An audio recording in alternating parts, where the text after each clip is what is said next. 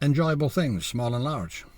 One of the good things about being retired is being able to take the time to enjoy things. Things small, things large, things you might not really have noticed before or just rushed past. Discounting them as not important, not relevant. Things that cost money that you had to prioritise differently. Also, there are things that might have fought for attention previously with more immediately important things. They were always the things that lost out. The things you'd get round to one day. Big things that you just haven't or hadn't had time to do because they take a long time or are very intricate or involved. Long-term things, like learning a new language or a new skill. Things that involved or benefited just yourself, that had no other purpose than you just felt like doing them for their own sake, so you didn't. I'm quite sure you all have plenty of examples of this or ideas about the subject, so let's hear them in the comments section.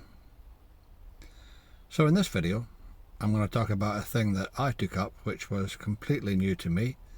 You can decide whether it's a large or a small thing after you hear about it. And a little while after I retired, COVID struck, so as well as being a bit limited physically with what I could do, now like everybody else, I wasn't really able to go anywhere much.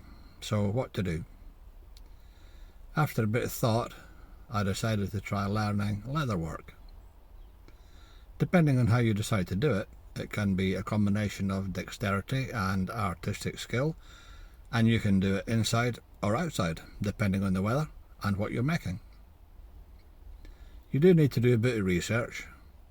Do that first into what tools you need, as leatherwork does require some specialist stuff that you're unlikely to have already lying about. Doesn't cost a fortune though to get some basic stuff and make a start. As soon as you do, you'll find there are still a few things you didn't buy that you wished you had, so a little more expenditure is required. I think I spent about £120 to start with, and then about another 30 or 40, and then another 30 or 40 when I realised what else I thought I needed. Then you have to buy some leather, and what kind you need depends on what you decide to make. Initially anyway. The leather also requires a bit of research. Type, thickness, usually described as weight, texture, colour, pre-dyed, undyed, from what animal, cow, pig, goat, sheep, or more exotic like ostrich, snake or fish. Yeah, fish leather, you can get fish leather. They and many others are available for a price, of course. Even artificial, which to my mind is very unsatisfactory. Then there's quantity.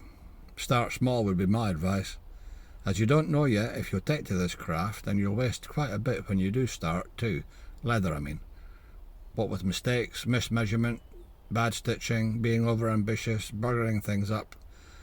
And as you go, you'll learn to buy better and waste less. I eventually progressed to buying complete cowhides, which are quite big as you can imagine. But it's the most economical way to buy the type of leather I mostly used, which is referred to as natural veg tan leather.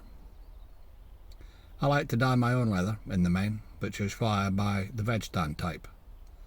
And there's a big variety of dye colours available as well.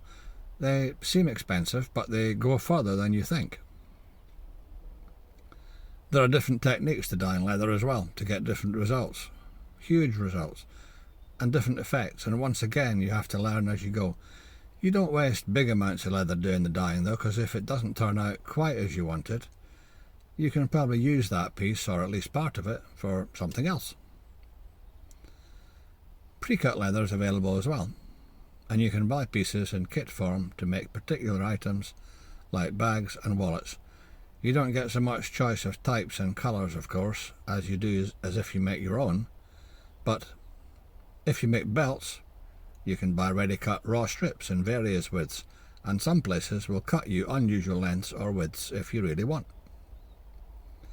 I went through various stages learning hand stitching, various ways of dyeing, artistic leather carving and painting, and making western or dress leather belts, incorporating suede or pigskin backing, conches and stud decoration, scene and feature carving around belts, not just belts, dye spraying, and handbag and strap making, to name a few.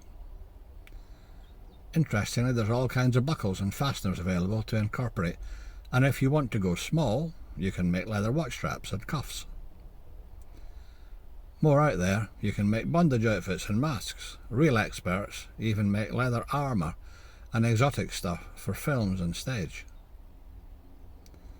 I mainly prefer to work outside if the weather allows. You always need to be in a well-ventilated space if you're dyeing or gluing stuff, and it's nice to work in the sun anyway. Not in winter, of course. But even then, you still need a well-ventilated space for health reasons. YouTube is a great source of learning for how to do things in leatherwork. There are many great creators out there to get you started and show you really advanced stuff as well as you progress. I particularly recommend a craftsman called Chuck Dorset at Weaver Leather. He's super skilled and great at explaining things, with umpteen examples of stuff to make and on their website. Check him out at www.weaverleathersupply.com. Once again, this is not a sponsorship deal, not a sponsored recommendation, it's just advice and a great source. I think that's enough for this one. I could go on much more, but you've probably got the gist by now. Many people are much more qualified than me on this subject, so do your research and you'll find a lot to help you. I enjoy it though, whether just to make stuff for its own sake, or to sell if it's good enough. Some things are. I have sold a few. A last word on leather suppliers. If you're in the UK, tempting though it is, it costs a disproportionate amount to get stuff sent from the USA, unfortunately. Find yourself UK suppliers, unless the American ones have something you really must have. If you're in the USA, Weaver Leather seems to be extremely well set up to supply everything and anything you need. So I hope to see you on the next one. See if you can like, subscribe and so on if you feel able. Bye for now. And don't forget to comment as well. See you soon.